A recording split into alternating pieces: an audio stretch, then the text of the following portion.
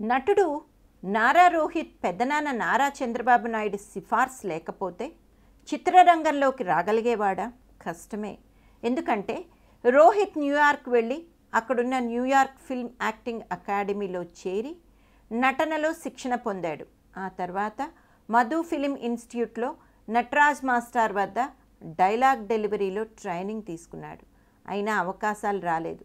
పెద్దనాన్నగారు ఒకరోజు ఏం చేస్తున్నావు అని అడిగితే అదే చెప్పారు. ఈ సంఘటన జరిగిన 10 రోజుల తర్వాత పెద్దనాన్నగారే నువ్వు వెళ్ళి నిర్మాత అశ్వినీ దత్ గారిని కలవమని సూచించారు. రోహిత్ వెళ్ళి కలిశాక అశ్వినీ దత్ అతనితో ఒక సినిమా తీయడానికి 2-3 కథలు చెప్పి వాటిలో ఒకదాన్ని ఎన్నుకోమన్నారు. అది సిఫార్సులో ఉన్న బలం. అయితే నారా రోహిత్ కొద్ది రోజుల్లోనూ ఒక జీవిత సత్యం తెలుసుకున్నాడు. సినిమాల్లోకి వచ్చినంత సులువు కాదు ఇక్కడ నిలదొక్కుకోవడం. నాకు మా కుటుంబం నుంచి, నందమూరి కుటుంబం నుంచి ఉన్న సపోర్ట్ వల్ల సులభంగానే సినిమాలోకి రాగలిగాను. అలాగని అవేమీ మనల్ని ఇక్కడ స్టార్గా నిలబెట్టలేవు. కష్టపడి మనల్ని మనం నిరూపించుకోవాల్సిందే అంటాడు రోహిత్.